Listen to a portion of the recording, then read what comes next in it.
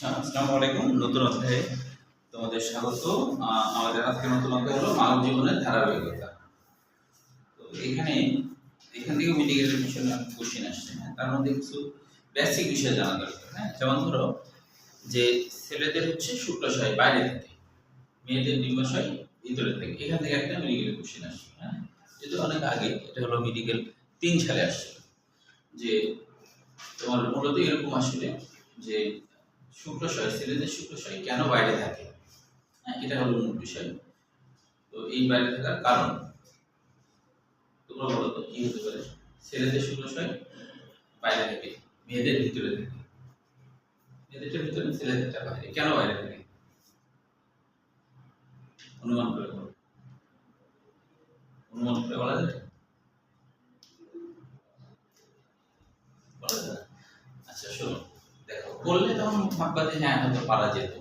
মানে ছেলেদের শুক্রাশয় বাইরে থাকার মেইন কারণ হচ্ছে যে ছেলেদের শুক্রাশয়ের তাপমাত্রা আমাদের শরীরে যে তাপমাত্রা আছে সেই তাপমাত্রা থেকে 2 ডিগ্রি সেন্টিগ্রেড কম থাকতে হবে। বুঝছো? 2 ডিগ্রি সেন্টিগ্রেড কম থাকলে তাহলে সেটা হচ্ছে যে উপযোগী, মানে শুক্রাণু উৎপাদন এটার জন্য উপযোগী। আর যদি এটা তোমার হতো, মানে ধরো যে আমাদের ভিতরে থাকতো ডিম্বাশয়ের মধ্যে, তাহলে কখনোই শুক্রাণু তৈরি হতো না। মানে ধরো এমনি তো নর্মালি শুক্রাশয় তো নিষিক্রিয়াতে আসলে কোনো কাজে লাগে না, তাই না? নিষিক্রিয়াতে তো কাজে লাগে না। কাজে শুক্রাশয় ভিতরে এত যন্ত্রপাতি বাইরে না রেখে যন্ত্রপাতি ভিতরে রাখলেই তো ভালো হিসাবে, তাই না? তো দেখবা যে সেটা কিন্তু কারণটা একটাই, শুক্রাণুতে তাপমাত্রা যদি আমাদের শরীরে যে তাপমাত্রা 37 ডিগ্রি সেন্টিগ্রেড তাপমাত্রা আছে, এই তাপমাত্রার মধ্যে যদি আমাদের শুক্রাশয় থাকতো তাহলে শুক্রাণু তৈরি করা সম্ভব হতো না আর কি। বুঝছো?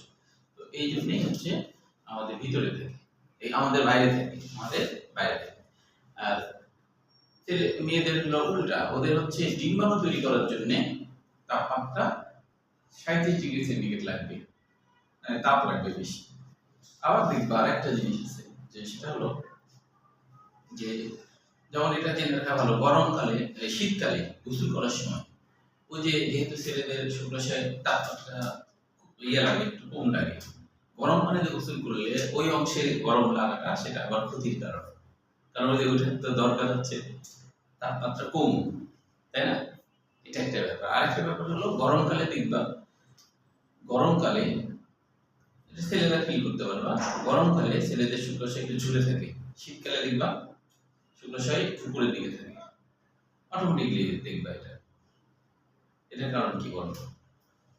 এগুলো বেসিক কিছু বিষয় জেনে রাখতে হবে, কারণ এখান থেকে একটা কোশ্চেন আসছে তাপমাত্রার কারণে। হ্যাঁ, গতকালকে দিকে দেখছি যে ওই সালমান হচ্ছে ফর্মে আছে আর কি,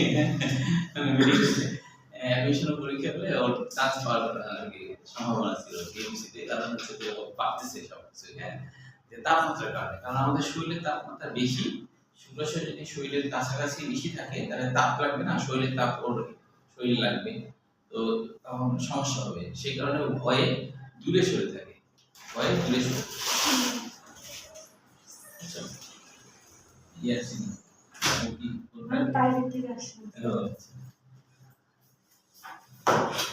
তাহলে হচ্ছে যে এটাই হলো কারণ। ঠিক আছে, রাখে শুনে নাও একবার যে এটা একটা কোশ্চেন আসছিল মেডিকেল এডমিশন 3 সালে, যে মূলত যে ছেলেদের শুক্রাশয় কেন বাইরে থাকে। বাইরে থাকার মেইন কারণ হচ্ছে যে শুক্রাশয়ে আমাদের শরীরে যে তাপমাত্রা তার থেকে 2 ডিগ্রি সেন্টিগ্রেড কম তাপমাত্রা লাগে। তো যদি ভিতরে থাকতো তাহলে বেশি তাপমাত্রাতে আমাদের শুক্রাশয়ের মধ্যে শুক্রাণু তৈরি হতো না। তো ওই জন্য ছেলেদের শুক্রাশয় বাইরে থাকে, মেয়েদের ডিম্বাশয় ভিতরে থাকে, কারণ মেয়েদের ডিম্বাশয়ের তাপমাত্রা শরীরের তাপমাত্রার মতোই লাগে। বুঝতে পেরেছো? এটাই হলো কারণ। ধরো এত ব্যাখ্যাটা বই নাই, হ্যাঁ, কিন্তু কোশ্চেনটা আসছিল, যদিও এত ব্যাখ্যা বইয়ের ভিতরে বলা নাই। আচ্ছা এবার দেখো আমরা একবারে শুরু করি মানুষের প্রজননতন্ত্র। প্রজননতন্ত্রের যে তোমরা জানো যে প্রজননতন্ত্রের ক্ষেত্রে যে 2টা গ্যামেট, তাই না? যে আমরা হচ্ছে এক লিঙ্গ প্রাণী, তাই না? এক লিঙ্গ প্রাণী দুইটা গ্যামেট একসাথে মিলিত হওয়ার পরে তখন সেটা জাইগোট হয়। তো এখন আমাদের হচ্ছে মুখ্য প্রজননতন্ত্র এবং হচ্ছে যে প্রধান প্রজননতন্ত্র আছে, মুখ্য প্রজননতন্ত্র এবং প্রধান প্রজননতন্ত্র আছে, এটা মনে রাখতে হবে। প্রথম প্যারার লাস্ট দুই লাইন যে কাজের ভিত্তিতে জননতন্ত্রের অঙ্গগুলোকে দুই ভাগে ভাগ করা হয়, একটা হলো প্রাইমারি বা মুখ্য, একটা হলো প্রাইমারি বা মুখ্য জননাঙ্গ, একটা হলো প্রাইমারি বা মুখ্য জননাঙ্গ, আর একটা হলো সেকেন্ডারি বা আনুষঙ্গিক জননাঙ্গ। এটা ইংরেজির জন্য মনে রাখবা। তাহলে প্রাইমারি বা মুখ্য জননাঙ্গ এটা আবার কি বলা হচ্ছে? যে অঙ্গ গ্যামেট বা জননকোষ উৎপাদনের মাধ্যমে জননের ভূমিকা রাখে তাকে বলা হয় প্রাইমারি বা মুখ্য বা গোনাড। গোনাড মানে জনন কোষ বোঝায়, জননাঙ্গ বোঝায়। গ্যামিটের কিন্তু আরেকটা বাংলা আছে, যদিও আমরা গ্যামিটের বাংলা বলি কি গ্যামিট, গ্যামিট যেটা আমরা বলি গ্যামিট, গ্যামিটের আমরা বলি জনন কোষ। আর জনন কোষের আরেকটা বাংলা কি বলতো? জনন কোষের আরেকটা বাংলা কি? এগুলো তো বায়োলজিক্যাল টার্ম, এটা আসলে খাঁটি বাংলা ভাষা না, তাই না? Biological term. তাহলে গ্যামিটের বাংলা জনন কোষ, আর জনন কোষের বাংলা কি বলতো? জনন কোষের বাংলা বংশ বিস্তার কোষ, বংশ বিস্তার কোষ।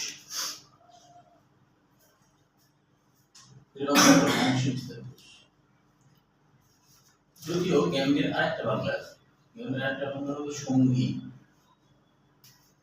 সঙ্গী মানে যে আর কি আরেকটা সঙ্গী ছাড়া বাঁচতে পারে না, বুঝছো? এটা এই জন্য নাম হলো সঙ্গী বা যে মিলিত হবে এরকম কিছু। আচ্ছা, প্রাইমারি বা মুখ্য জননাঙ্গের এখানে তৃতীয় নম্বর লাইন যে বয়ঃসন্ধিকাল থেকে শুরু করে 60 থেকে 65 বছর পর্যন্ত সক্রিয় থাকে কোনটা? ছেলেদের যে শুক্রাশয় সেটার কথা বলা হচ্ছে। তবে মেয়েদের ক্ষেত্রে ডিম্বাশয় কিন্তু 45 থেকে 50, তাহলে একটু কম বেশি আছে, তাই না? মানে তার মানে হলো যে ছেলেদের সক্রিয় থাকে 60 থেকে 65 আর মেয়েদের দেখো 45 থেকে 50, তাহলে কি 10-15 বছরের একটু এদিক সেদিক। আর এই কারণে অনেক আগে থেকেই একটা সিস্টেম দেখবা যে বিয়ের ক্ষেত্রেও কিন্তু ছেলে মেয়ের মধ্যে বয়সের পার্থক্য থাকে না? পার্থক্য থাকে। কারণ কি? কারণ হচ্ছে এটা আগের থেকে মানুষ জানতো, হ্যাঁ, যে এই পার্থক্যটা না থাকলে বরঞ্চ সমস্যা। কি সমস্যা? ধরো সমবয়সী বিয়ে হলো, তাহলে সবথেকে বেশি ক্ষতিগ্রস্ত হবে ছেলেটা, মেয়েটাও হবে অন্যভাবে ক্ষতিগ্রস্ত হবে। সেটা কিরকম? যে ছেলেদের ধরো 60 থেকে 65 বছর পর্যন্ত অ্যাক্টিভ থাকে, তো এখন একটা মেয়ের ধরো 45 বা 50-এ যখন ইনঅ্যাক্টিভ হয়ে যাবে তখন সে কিন্তু তার নিষেধক্রিয়া করতে পারবে না, সম্ভব হবে না আর কি। তো নিষেধক্রিয়া করতে পারবে না, তো সে তখন ঝামেলায় পড়ে যাবে। ওই ঝামেলায় পড়ে যাওয়ার কারণে সে তখন কি করবে? সে বাধ্য হয়ে আরেকটা বিয়ে করবে অথবা পরবিয়ে করবে, বাধ্য হয়ে যাবে। অনেক সময় এরকম ঘটনা ঘটে না যে এই বুড়াতিকালে আরেকটা বিয়ে করবে, আসলে ও কিন্তু মানে বাধ্য হয়ে অনেকটা করছে, মানে পারছে না নিজেকে দমন করতে। কারণ আরেকটা ব্যাপার আছে, ছেলেদের সক্রিয় থাকা অবস্থায় যদি নিষেধক্রিয়া না করে তাহলে পোস্টেট ক্যান্সার বা পোস্টেটে ঝামেলা হয়। এই জন্য আন্দাজে মনে করো মানুষের গিবত করা ঠিক না, এই করবে সেইগুলো।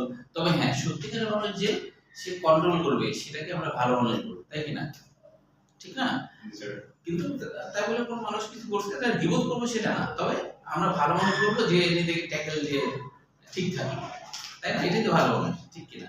তবে আগে থেকে সাবধানতার জন্য যেটা নিয়ম সেটা হলো যে ডিফারেন্ট যেন থাকে, থাকলে সুবিধা। ওই যে সাইন্টিফিক ভাবে কি দাঁড়াচ্ছে তাই হচ্ছে না।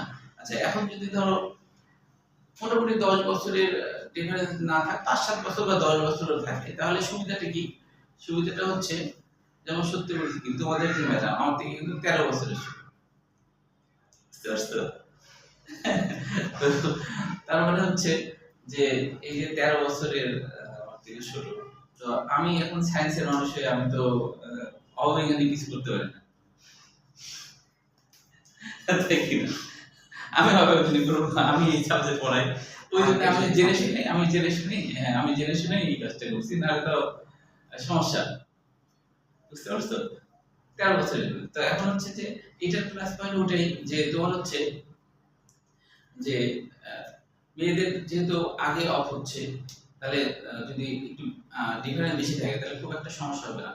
একই মানে যখন 60 বছর হলো, ধরো তখন ধরো 50 হলো, বা যখন 53 তাকে অফ হয়ে গেল, দুজনের অফ হয়ে গেল মনে করো, তাহলে আর কারো কোনো সমস্যা হবে না। তো এই জন্য আগে থেকে এই সিস্টেমটা আছে। এখন তুমি তুমি মেয়ে মানুষ চিন্তা করলো যে সমস্যা তো আমার না, সমস্যা তো আমার স্বামীর, তাহলে আমি সমানই করবো, সমস্যা কি, আমার তো আর সমস্যা হচ্ছে না। কিন্তু তার হলো তাকে ধরে রাখার সমস্যা হবে তখন, সে তখন আরেকটার সাথে চেষ্টা করবে বা আরেকটা বিয়ে করে ফেলবে। লোক লজ্জায় বিয়ে করবে না, লোক লজ্জায় করবে না, কিন্তু সে অন্যরকম কোনোভাবে, তাই কিনা? তো এই জন্যই আর কি যে সমবয়সী বিয়ে করা কিন্তু অবৈজ্ঞানিক। সমবয়সী বিয়ে করাটা অবৈজ্ঞানিক। হ্যাঁ, যেসব দেশে বিয়েই নাই তাদের কথা তো আলাদা আছে না, এগুলো আমেরিকার বিয়ে নেয়, ওদের তো ভিন্ন কথা, ওদের তো বিয়ে বলে কিছু নাই, ওটা ওদের পশু পাখির মতো, ওদের কথা আলাদা, পশু পাখির মতো। পশু পাখি যখন রাস্তাঘাটে ইচ্ছা হলো, তো ওদের ওরকম আছে কিছু কিছু জায়গায়, ওরা কিছু মনে করে না রাস্তাঘাটে। হ্যাঁ, সেটা তো ভিন্ন, ওটা কমন ব্যাপার, ওটা ভিন্ন বিষয়। হ্যাঁ, কিন্তু হলো যেহেতু আমাদের সমাজে বিয়ের প্রচলন আছে, তাহলে তোমার এই সায়েন্সকে তো স্বীকার করতে হবে, যেটা নিয়ম, ওই নিয়মটা বুঝতে পারছো? এই জন্য তোমাদের আব্বা মা তোমাদের বিয়ে দেওয়ার সময় অবশ্যই করবে। যদি বলে যে সমবয়সী, তাহলে না, একটু আমার থেকে একটু বড় হলেই ভালো হয়, অন্তত 5-7 বছর, তাও কিছুটা মেকআপ হবে না, 10-12 হলে বেশি মেকআপ হবে, তাই কি না? কারণ ওই যে বললাম যে তোমার এই কাহিনী, এখন অনেকে এরকম ঘটনা ঘটে গেল, এখন ও তো কোন পরিস্থিতিতে করছে, তারপরে আমরা তাকে ভালো মানুষ বলতে পারবো না। কারণ হচ্ছে যে ট্যাকেল দেওয়াই হলো মানসিক কাজ, ধৈর্য ধারণ করাই হলো মানসিক কাজ, তাই না? পশু পাখির কাজ হলো কোনো ধৈর্য ধারণ না করা। মানুষজনের সামনেও দেখা যাচ্ছে যে ওই যে ডিওজি সাহেবরা কি করে, ডিওজি সাহেব মানে বুঝতে পারছো?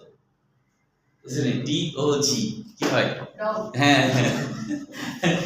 এরা কি করে, টানুজন কিছু দেখা দেখি নাই, দেখা দেখি আছে। আবার মুরগিরাও তো কোনো আছে, মানুষজনের সামনে মনে করো যে সমস্যা তো এটা, তাই না? যে ওই তোমার তখন এরকম সমস্যা না, তো ওই যে আমার একটা ভাগনা আর কি, হ্যাঁ, তো মনে আছে আমার একটা ভাগনা, এখন ছোট মানুষের সামনে এরকম হয় অনেক সময়, তখন হচ্ছে যে ওই তোমার ওকে নিয়ে হাঁটতে পেরেছে, ছোট তখনও, এখন ওই একটা ডিওজি আর একটা ডিওজির উপরে উঠতে যাচ্ছে, তো ও সরে যাচ্ছে, এখন হচ্ছে ও আমার ওই ভাগনা বলছে যে দেখো ও কোলে উঠতে যাচ্ছে, মানে ও বুঝতে পারছে না, বলছে ওর কোলে উঠতে যাচ্ছে। তখন আমি ওকে যত আর কি সরানোর চেষ্টা করছি, হ্যাঁ, তো ও ওর কৌতূহল যে ওর কোলে উঠতে যাচ্ছে। তাহলে ওদের তো এটা লজ্জা থাকবে না, মানুষ তো থাকতে হবে, তাই না? মানুষের তো টেকে দিতে হবে, তাহলে তো সত্যিকার মানুষ, ঠিক কিনা? তাহলে এখানে দুইটা শিক্ষণীয় বিষয়, একটা বিষয় শিক্ষণীয়, তোমরা ছেলেরা এই ব্যাপারে সজাগ থাকতে হবে। হ্যাঁ, তুমি যদি মনে করো না সমস্যা নাই, আমি সমস্যা করবো, কারণ তারপরে আবার যখন ইনঅ্যাক্টিভ হয়ে যাবে, তখন আমি আরেকটা করবো, সেটা ভিন্ন ব্যাপার। কিন্তু এটা যদি তুমি করো, আরেকটা করো, তাহলে তোমাকে সমাজে মানুষরা ভালো চোখে দেখবে। কেউ দুইটা বিয়ে করলে, ছেলে হোক আর মেয়ে হোক, যদি দুইটা বিয়ে করে সমাজ থেকে ভালো চোখে রেখে খারাপ মানুষ বলে না, তাহলে এইরকম নিয়ত কখনো করা যাবে না যে আমি 2টা 3টা আড়াইটা এরকম বিয়ে করবো। আড়াইটা না, একটা মরে গেছে মনে করো, তখন এরকম হবে। আবার আরেকটা অন্য অর্থ হতে পারে, পরকীয়া করা, এটা আরেকটা, তাই না? তো এই জন্য এখন থেকে এই বিষয়গুলা আর কি করতে। ধরো তোমাদের আব্বা মা বিয়ের কথা বলছে, তুমি চাকরি করছো, তোমার বউ চাকরি করছে, মানে সমবয়সী, তখন তুমি এই সায়েন্সের এই বিষয়টা বলবা তোমার আব্বা যে এই সমস্যা আছে। নিজে বলা তো সমস্যা, অন্য কাউকে বলা তো, নিজে বলা সমস্যা, নিজে বিয়ের কথা নিজে বলা তো সমস্যা, তাই কিনা? আর যদি তোমাদেরকে কোনো সমবয়সী ছেলে মেয়েদের ক্ষেত্রে বিয়ে করতে চায়, তখন আগে বলবা যে এইরকম ব্যাপার, তোমাকে কিন্তু কথা দিতে হবে যে পরে আবার যখন তোমার বয়স 60 পার হয়ে যাবে, তখন আরেকটা বিয়ে করতে পারবে না, রাজি থাকলে আমি রাজি, লিখে নিতে হবে যে এটা যে রাজি থাকো। তখন কিন্তু আমি কিন্তু তোমাকে সাপোর্ট দিতে পারবো না, তখন কিন্তু তুমি অন্য কোনো দিকে যাবা না, এটা এগ্রিমেন্ট করো। যদি বলে ওকে তাহলে ঠিক আছে, ও তো রাজি আছে, তখন সমস্যা, এটা সমস্যা না। কিন্তু ওটা ভুলে যাবে যখন ওর 60-65 বছর হবে, তখন ভুলে যাবে, তখন ওই এগ্রিমেন্ট দেখা যাবে যে তুমি বলছিলা নাকি, তাহলে সমস্যা নেই। আচ্ছা, এবার দেখো যে এইটুকুই 45 থেকে 50 এগুলো। আচ্ছা, এখানে আরেকটা বিষয় আমাদের একটু মনে রাখতে হবে, সেটা হলো ছেলেদের শুক্রাশয়কে টেস্টিস বলা হয়। হ্যাঁ, তো এটা কিন্তু দুইটা বানান, যে টেস্টিস আর টেস্টিস, এটা হলো বহুবচন, এটা হলো একবচন।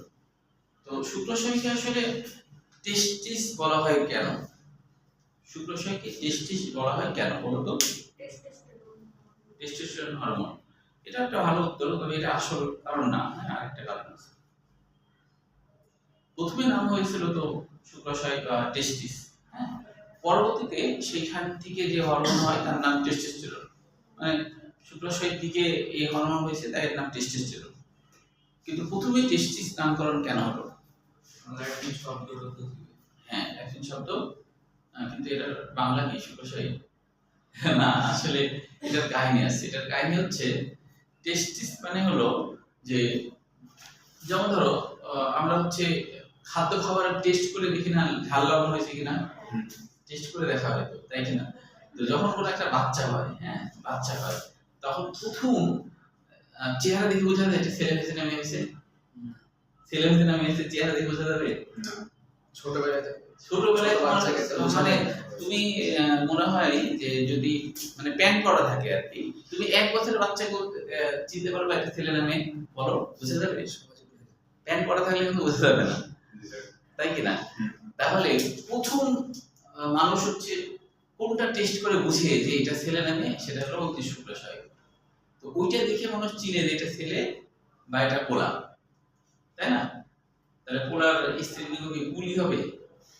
তা অবশ্য হয় না, তাই না? আচ্ছা, তাহলে প্রথম বোঝা যায় এটা টেস্ট করে, এটা দেখে এটা টেস্ট করে বোঝা যায় যে এটা হলো পোলা, তাই না, বা ছেলে। তো ওই কারণে এর নাম টেস্টিস, বুঝতে পারছো? প্রথম মানুষ ওটাই দেখে, সবার আগে ওটা দেখে। ওটা ছোটকালে দেখে, বড়কালে তো আর দেখবে না, সবার ছোটকালে দেখে, তাই কিনা? এখন এখন মনে করো যে এখন বিয়ের সময় তো উল্টা কাহিনী, বিয়ের সময় চেহারা দেখে, বিয়ের সময় টেস্টিস দেখবে, ওটা তো দেখবে না, ওটা জন্মগ্রহণ করলে তখন বিয়ের সময় দেখবে, বিয়ের সময় ওটা দেখবে না যে এই তুমি ছেলে না মেয়ে আমি টেস্ট করবো, দেখতে হবে, এটা তো বলবে না, তাই কিনা? বলবে না তো। তাহলে এটা হচ্ছে জন্মগ্রহণ করলে সবার আগে যেটা দেখে টেস্ট করা যায় যে হ্যাঁ এটা ছেলে বা এটা মেয়ে, ওই কারণে নামটা ঠিক আছে। হ্যাঁ, একটু দিলে কি হবে? না, আমরা তো পড়াশোনারই মানে কথা বলছি, আমরা তো পড়াশোনার বাইরে কিছু বলছি, এটা তো তোমাদের সিলেবাসে দেওয়া অংশ, তাই কিনা? আর যেগুলো উপদেশ দিলাম এটা তো বইয়ে তো বলছে যে বলছে স্যার উপদেশ আমরা আরো সবাই হ্যাঁ দেখবে। তবে আবার ভিডিও দেখি ইন্ডিয়ার মানুষজন দেখে, এখন ইন্ডিয়ার মানুষজন আর বলবে না তো যে বাংলাদেশের এত বদ এসব, হ্যাঁ বলবে নাকি? না, বলবে না, পড়াশোনার অংশই তো নাকি, এই জন্য সমস্যা নেই। আচ্ছা, আরো বেশি ব্যাখ্যা দেয়, হ্যাঁ তাদের সমস্যা নেই। আচ্ছা, তাহলে এটা বুঝতে পারলাম। আর আমরা আসলে শুক্রাশয় বলছি এই কারণে শুক্রের আশ্রয়, তাই না, মানে শুক্রাণুর আশ্রয়, এখানে শুক্রাণু তৈরি হয়, এই জন্য নাম হচ্ছে শুক্রের আশ্রয় বা শুক্রাশয়, তাই না? এই আর হচ্ছে ডিম্বাশয় তো ডিম্বাণুর আশ্রয়, এখানে ডিম্বাণু তৈরি হয় এই কারণে। আচ্ছা, তারপরে দেখো পরের পৃষ্ঠায়, এবার হচ্ছে ওই তাহলে মুখ্য কোনটা? ডিম্বাশয় আর শুক্রাশয়, মানে মুখ্য জননাঙ্গ হলো ডিম্বাশয়, ওটাই মুখ্য, কারণ ওইখান থেকে তো তৈরি হচ্ছে, তাই না? এই জন্য ঠিক তোমাদের কেউ এখন কল দিলে, তাহলে দেখো এবার হচ্ছে আমরা চলে আসি সেকেন্ডারি বা গৌণ বা আনুষঙ্গিক জননাঙ্গ। আনুষঙ্গিক জননাঙ্গ মানে হলো শুক্রাশয় ডিম্বাশয় বাদ দিয়ে যেগুলো থাকে সেগুলো হলো আনুষঙ্গিক। হ্যাঁ, যেমন হচ্ছে যে এমনকি আমাদের পেনিস এটাও আনুষঙ্গিকের মধ্যে পড়বে। ঠিক আছে, আচ্ছা তাহলে এখন সেকেন্ডারি বা হলো গৌণ আনুষঙ্গিক জননাঙ্গ কাকে বলে, এটা জ্ঞানমূলক বিষয় হিসেবে বলবো। প্রাইমারি জননাঙ্গের সাথে সম্পর্কিত এবং জননে সহায়ক অঙ্গগুলোকে একত্রে সেকেন্ডারি বা আনুষঙ্গিক জননাঙ্গ বলে। আচ্ছা এখন দেখো যে এবার আমরা পুরুষের আনুষঙ্গিক জননাঙ্গগুলো কি কি। এপিডিডাইমিস, তাহলে এগুলো একটু বাংলা অর্থ জানতে হবে কেন এরকম নাম হয়েছে। দেখো এপিডিডাইমিস, এটা বাংলা হচ্ছে এপিডিডাইমিস, তাহলে লিখি এপিডিডাইমিস।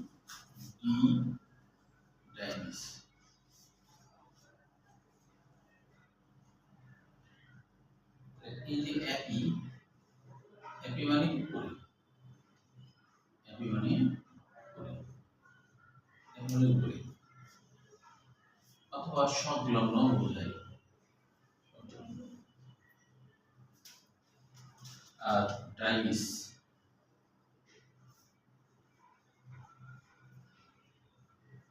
মানে অন্ডকোষ। শুক্রাশয়কে আমরা বাংলায় অন্ডকোষ বলি, তাই না?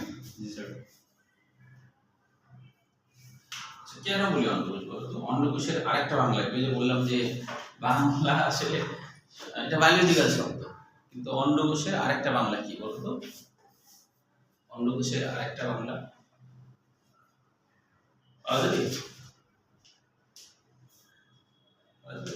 দেখো, অন্ড মানে হলো ডিম্বাকার, শুধু অন্ড, এই অন্ড মানে হলো ডিম্বাকার।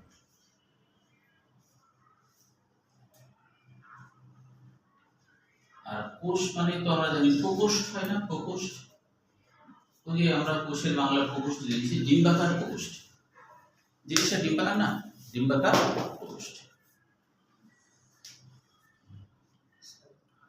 আমার মনে আছে যে আমরা যখন ইন্টারমিডিয়েট পড়তাম, আমি রাজশাহী কলেজে পড়েছিলাম, তো রাজশাহী কলেজে একটা স্যার মনে আছে এখন এটা, যে এই যে তোমার ডিম্বাশয় এইটার বলার সময় বলছিল যে এখন সরাসরি ক্লাসে অনেক স্টুডেন্ট সবার মাঝে সরাসরি বলছে যে অনেক তো নাম চিনতে পারে, তো ওই কারণে বলছে যে শুক্রাশয়, শুক্রাশয় ছিল তোমরা, শুক্রাশয় কোনটা বুঝতে পারছো কি?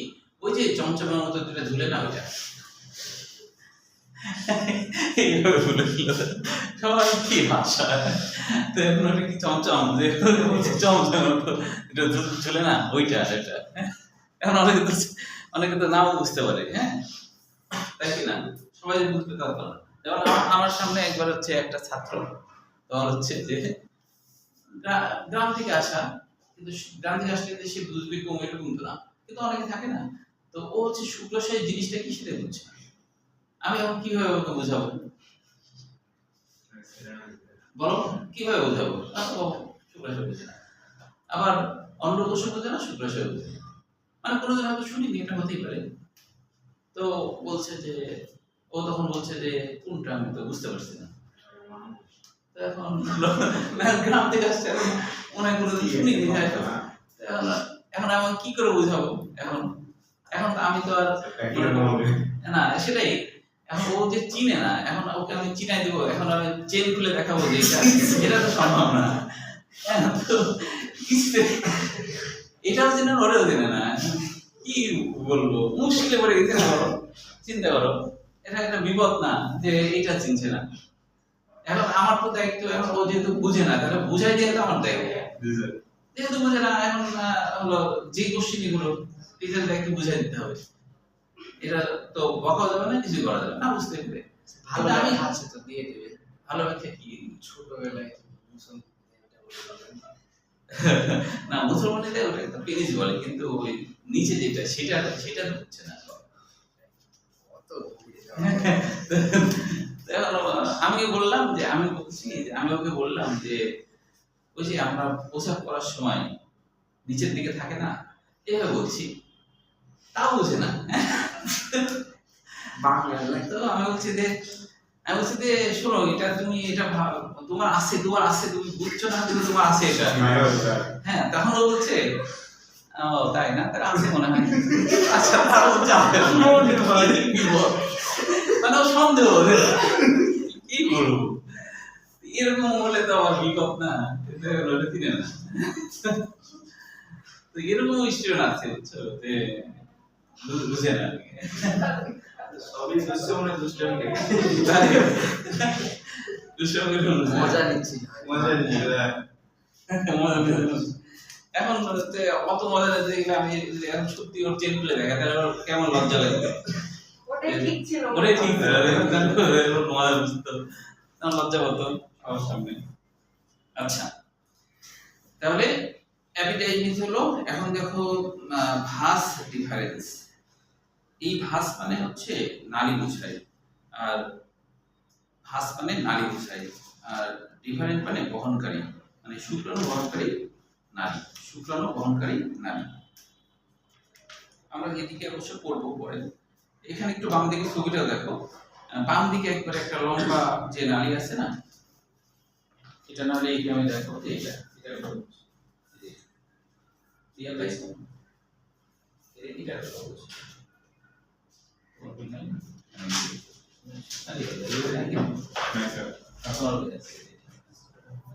শুক্রাণু বহনকারী নালী নরমাল আছে, তবে দিতে নাই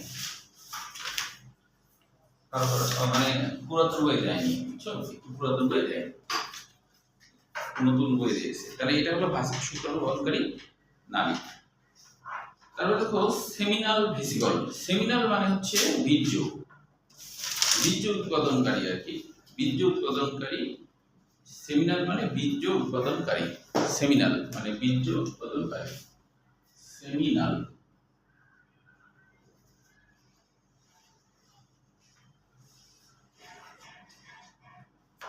বীর্য উৎপাদনকারী, বীর্য উৎপাদনকারী। ভেসিকল মানে ছোট গহ্বর, ছোট প্রকোষ্ঠ, বীর্য উৎপাদনকারী প্রকোষ্ঠ, বীর্য উৎপাদনকারী প্রকোষ্ঠ। এটা কোথায় আছে এটা একটু দেখে নাও। এই যে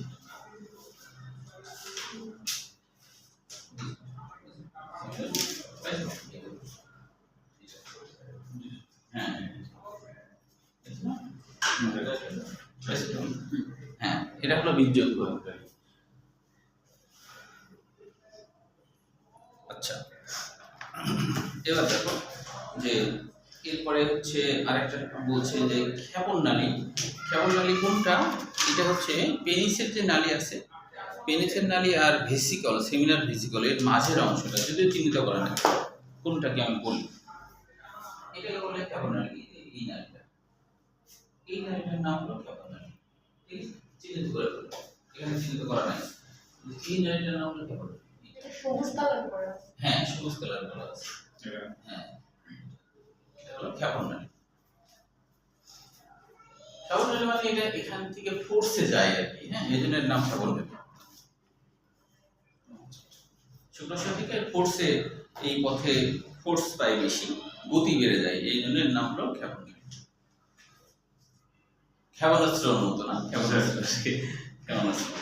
আচ্ছা, এবার দেখো পোস্টেড, পোস্টেড গ্রন্থি, যেটা পোস্টেড না হয়ে গেল, হ্যাঁ পোস্টেড গ্রন্থি। পোস্টেড কথাটা আসতে হলো যে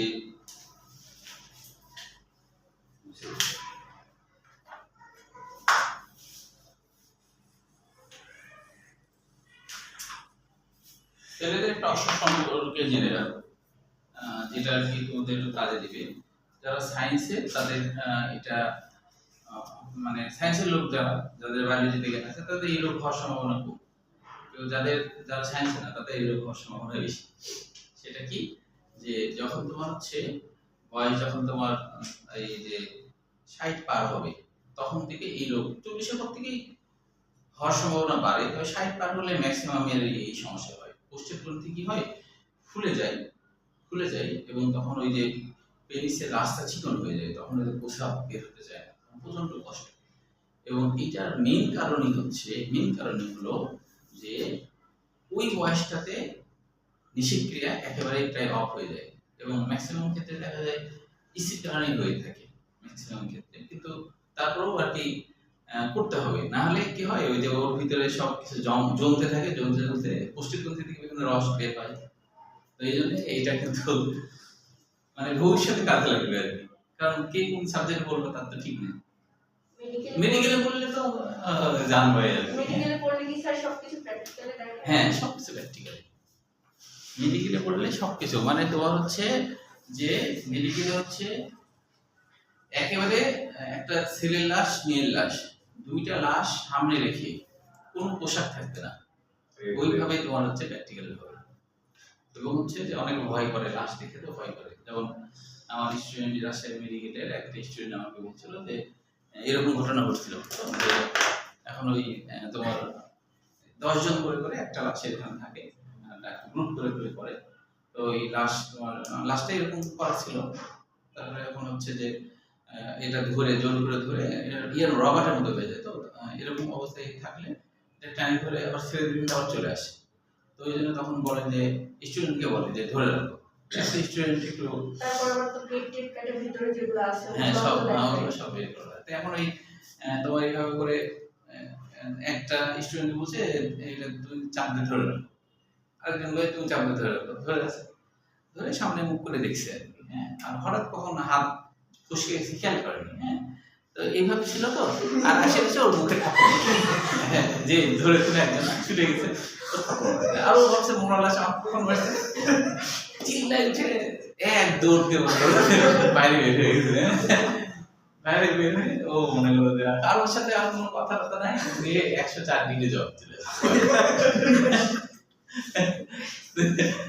তো মনে করো যে পরে হচ্ছে যে এখন মেডিকেলে জ্বরের কারণে আসি তখন ফোন করে আর কি, যে তখন বলছে এরকম জ্বর এসে কি কারণে, তখন বলছে এটা ও ভয়ে বলছে যে আমি আর মেডিকেলে পড়বো না। কেন তো বলছে আমার মরার আসে আমার ঠাকুর মারতে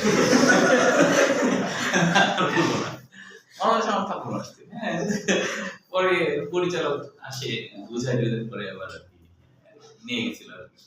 মরা লাশ থাপ্পড় মারতে কারো যাদের ভয় বেশি তাদের একটু সমস্যা, মানে যে মরা লাশ টাশ এগুলা মানে ইয়ে। যেমন আরেকটা ঘটনা বলছিল যে ওদের ব্যাচের একজন মনে করো যে ছেলে ওরকম খুব ভয় করে। তো ভয় করতে দেখে তখন বলছে যে তুই এত ভয় করিস তো তুই তাহলে ডাক্তার হবি কি করে, কারণ ডাক্তার হতে গেলে তো অনেক সাহস লাগবে, রক্ত দেখতে হবে, এটা দেখতে হবে, চোখের সামনে মারা যাবে। হ্যাঁ, তো এরকম সিচুয়েশন তুই ইয়ে করবি। তখন ও লজ্জায় বলছে যে না না আমি ভয় করা এখন থেকে ছেড়ে দিচ্ছি, আমি আর ভয় করি না। তো বলছে তাহলে একটা পরীক্ষা হোক, সত্যি তুই ভয় করা ছেড়ে দিচ্ছিস কিনা। হ্যাঁ ঠিক আছে বেশ। তো বলছে আচ্ছা তাহলে যদি তুই ভয় না করিস তাহলে আমরা সবাই মিলে তোকে খাওয়াবো, তুই যা খেতে যাবি তাই, আর যদি তুই ভয় করিস তুই আমাদের সবাইকে খাওয়াবি। হ্যাঁ ঠিক আছে বেশ। এখন ওই বলছে যে তোকে রাত 2টার সময় মর্গে যেতে হবে। হ্যাঁ মর্গে যেতে হবে, মর্গে যেয়ে ওই মরা লাশগুলা থাকবে, ওই মরা লাশের মুখে একটা করে লাড্ডু আর কি ঢুকাই দেবে। তাহলে আমরা বুঝবো যে হ্যাঁ তুই সত্যি গেছিস। আমরা সকালে যাই দেখবো যে সত্যি তুই মরা লাড্ডু লাশের আছে মুখে একটা করে লাড্ডু আছে কিনা। এটা তো বলছে হ্যাঁ এটা কোনো বিষয় নয়, পারবো। ঠিক আছে, তখন ওই লাশ ছিল 7টা লাশ, তো 7টা লাড্ডু মানে লাস্ট নম্বর যে লাশটা ছিল ওটার মুখে লাড্ডু দিছে আর ও খাওয়া শুরু করেছে। খাওয়া শুরু করছে তখন তো স্বাভাবিক ভয় পেয়ে গেছে, উল্টে আরো বলছে আরো দাও আরো দাও। স্বাভাবিক অজ্ঞান হলো না।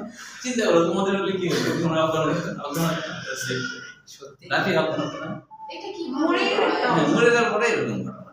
তো তখন হচ্ছে মানে ওটা কি আমার বন্ধুরা ছিল না সত্যি না বলছে? ওর একটা বন্ধু তাই তো বলছে। এটা বলছে। তখন মনে করো যে ও তো অজ্ঞান হয়ে কিছু ভয় পেয়ে তারপর ও এই আমি ছিলাম এই সেই। কারণ মর্গে স্ট্রেচারটা যখন বের করে তখন যদি ও এরকম করে মানুষ মরেই যাবে তো। সেটাই তো মানে ভয় দেখানোর জন্য এই কাজ করছে।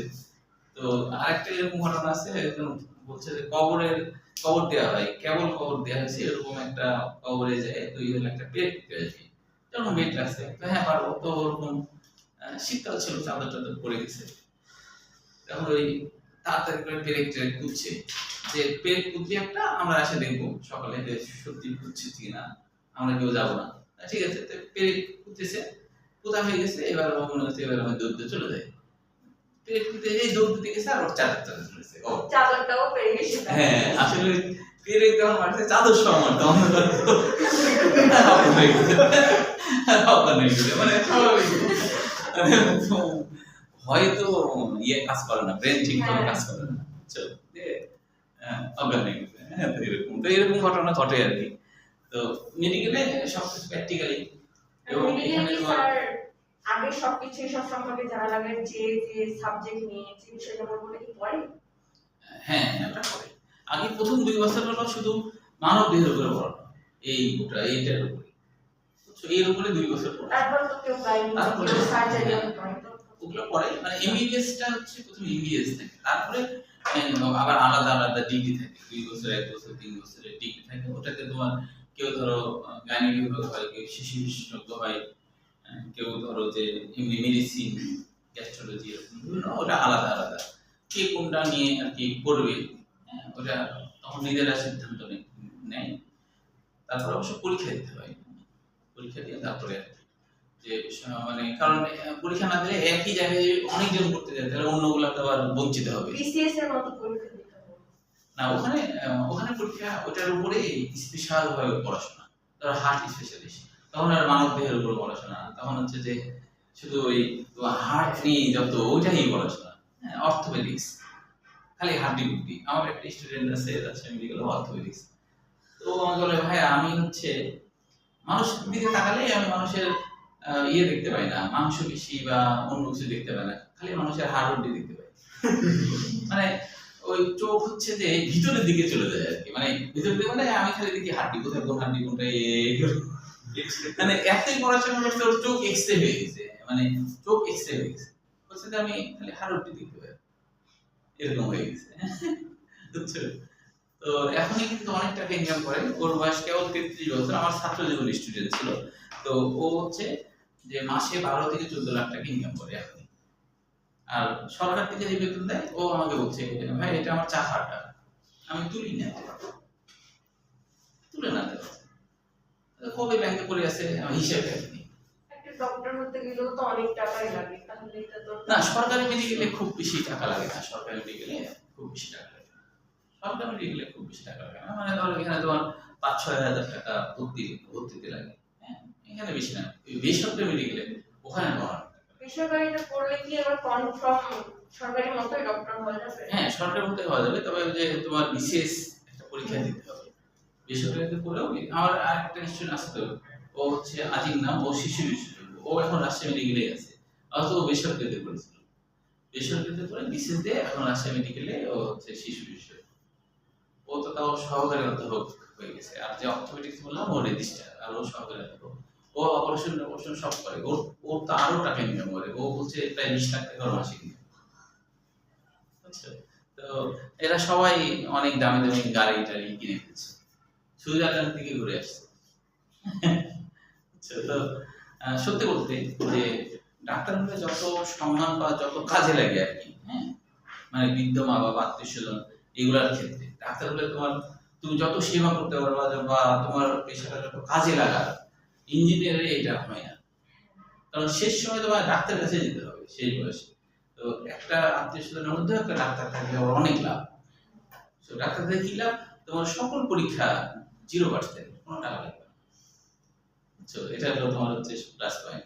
তারপরে তোমার আত্মীয় স্বজন বা তোমার রেফারেন্সে গেলে সব 0%, ওদের সমিতি আছে তো 0%, তো কত ইয়ে না। আর ডাক্তার না হলে তোমার ধর্ণা দিতে হবে, একটা ইঞ্জিনিয়ার সাহেব সে মা বাবা নিয়ে ডাক্তারের কাছে যায় পায়ে পড়বে, আর ও ডাক্তার ও যেখানে যাবে সেখানে ওর সব ফ্রি। তার কত সুবিধা না? তো ডাক্তারের সুবিধা বেশি, আবার টাকাও আছে। একটা বড় ডাক্তার আর একটা বড় ইঞ্জিনিয়ারের যদি পার্থক্য করো, একটা বড় ডাক্তারের একদিনের ইনকাম আর বড় ইঞ্জিনিয়ারের 1 মাসের ইনকামের সমান হতে পারে, বা না তারও কম হবে, কারণ বড় ডাক্তাররা মাসে 5 লাখ টাকা ইনকাম করে একদিনে। খালেদুজ্জামান নামে একটা ডাক্তার আছে না, 250 রোগী দেখে, 1000 টাকা ভিজিট, 2.5 লাখ টাকা হলো না। আর পরীক্ষা নিরীক্ষায় নাকি 5-7 লাখ টাকা ওখানে ইনকাম করে, পরীক্ষা দেয় না ওখান থেকে, হ্যাঁ ওটার আবার 50% পাই যায়। বুঝতে পারছো? তো এই জন্য চেষ্টা করো সবাই আর কি বড় ডাক্তার হওয়ার আগে চান্স পাওয়ার চেষ্টা করো, বড় ডাক্তার চেষ্টা করো, তাহলে অনেক সুনাম, অনেক লাভ আছে আর কি। তাই কি না? চেষ্টা করবে তো? জি স্যার। হ্যাঁ, কষ্ট তো অনেক করতে হবে। পড়াশোনা তো পাগলের মতো করতে হবে। হ্যাঁ সেটাই। ভাবতে হবে যে অন্যরা পারলে আমিও পারবো, তাই না? অন্যরা পারলে আমি, হ্যাঁ 11টা বেজে গেলে এত তাড়াতাড়ি, তাই? ও আচ্ছা, তাহলে এই প্যারাটা শেষ করি। হ্যাঁ, আজকে অবশ্য বেশি জন আসেনি। প্রাইভেট আছে। ও প্রাইভেট আছে। ও তার মানে 11টা পর্যন্ত করা যাবে না, তার বেশি করা যাবে না। ও আচ্ছা আচ্ছা, 10 থেকে 50 মিনিট যদি আমরা ফুললে করি আগাতে পারবো। আজকে প্রথম দিন বেসিক কিছু আলোচনা করার জন্য আমরা হয়তো বেশি আগাতে পারিনি, আগামী দিনটা আমরা বেশি আগাবো ইনশাআল্লাহ। হ্যাঁ, তো যা আলোচনা করছি সবই কিন্তু তোমার জীবন রিলেটেড, জি স্যার। তাই এখান না? থেকে কোনো চিত্র আসে? এখান থেকে চিত্র আসে না, শেষের দিকে আসে কিছু। এই অধ্যায় থেকে চিত্র খুবই কম আসে, শেষের দিকে অল্প কিছু চিত্র। ভাইরাস। হ্যাঁ হ্যাঁ,